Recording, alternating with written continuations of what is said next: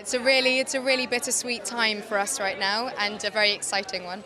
Beyond Dani finding out that Jon is her nephew, the thing that I'm always thinking about is Bran said that Jon is heir to the throne, but I gotta imagine Dani feels a little differently about that. Yeah, what's up with that?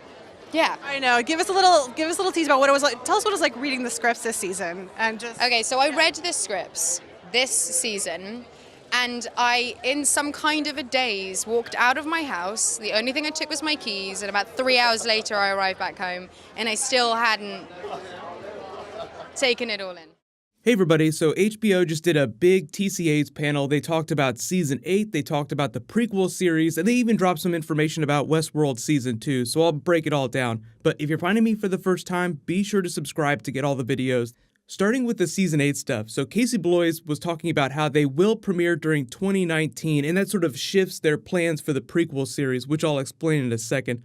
Per Emmy voting rules, you have to air 5 episodes before May 31st in order to be considered for the current year's Emmy nominations. HBO's all about Emmys. This also gives you an idea for when Westworld Season 2 episodes are going to drop too. So, talking about Game of Thrones Season 8, April 2019, the last 2 weekends in April are the 21st and the 28th.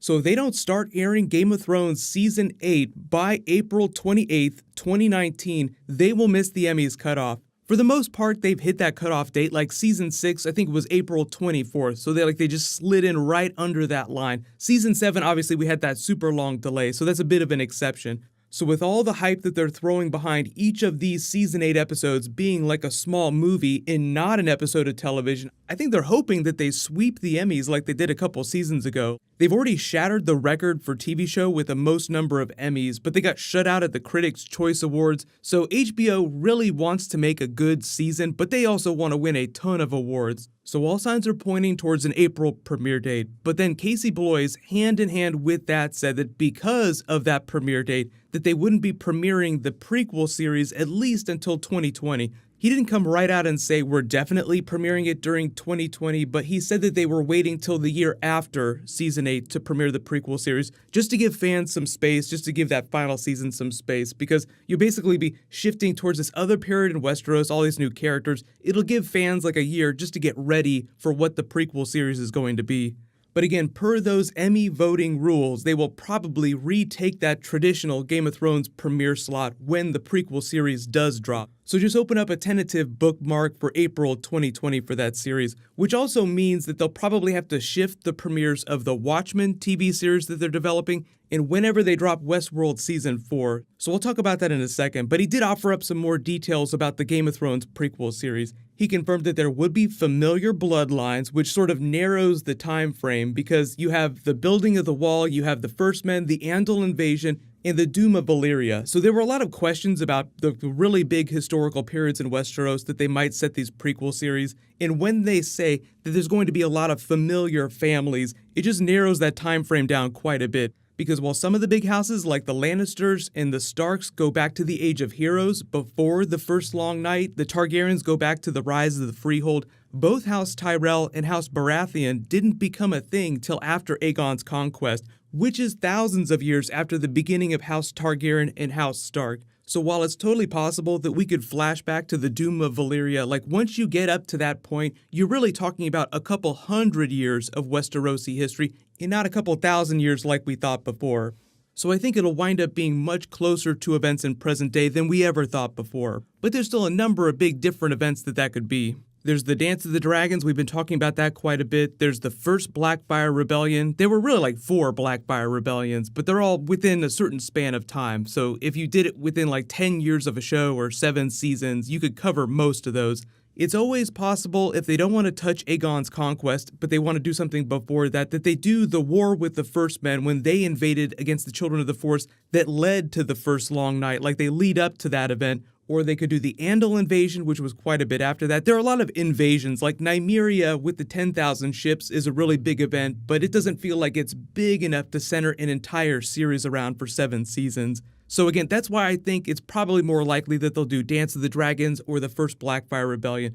because you have all the familiar families, but the events of it and the characters involved are so different. The alliances are so different. So it's about as familiar as you could get for people who aren't super hardcore Game of Thrones fans, while at the same time feeling very different from what we just did on the main series. But again, let me know in the comments, what do you actually want them to do for the prequel series? Just remember that they've already confirmed that they're not going to be doing Robert's Rebellion or the Tales of Dunk and Egg because George R. R. Martin is still writing some of those stories. And the big reason for not doing Robert's Rebellion is George R. R. Martin said that they were already covering most of those events on the main series, so they weren't going to retread that with a prequel series. But remember, there are 5 different series. They didn't say which one was their leading candidate right now. He just said that he was really happy with all of them. But the one that I'm actually expecting to win out is the one that George R. R. Martin is personally writing with Brian Cogman, who was a writer and an executive producer on Game of Thrones for a number of seasons. Most of the other people that are developing the other 4 ideas are brand new to Game of Thrones, and Brian Cogman was just sort of like the keeper of the continuity. He was the book guy, even though Dan and Dave are both book guys before they started the series. So of all the people, Brian Cogman is the most versed in George R. R. Martin's canon. So any Game of Thrones series that George R. R. Martin is personally shepherding probably has a much better chance of sticking. While they were doing all this HBO Game of Thrones panel stuff, they also confirmed that Westworld Season 2 would premiere in the spring. They didn't say when, but again, remember that last April is the Emmy voting cutoff date, so they have to premiere by April 29th, or they'll miss this year's Emmys. So this sort of confirms that it's going to be the 22nd or the 29th.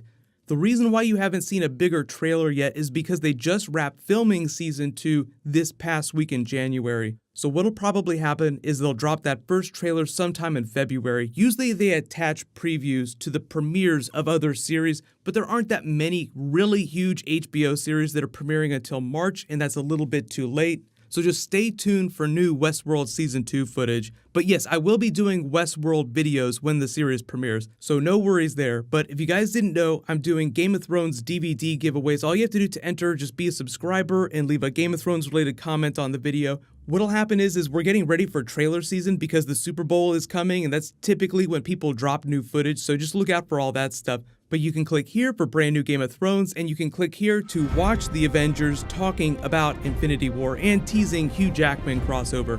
Thank you so much for watching. Everybody stay awesome. I'll see you guys tonight.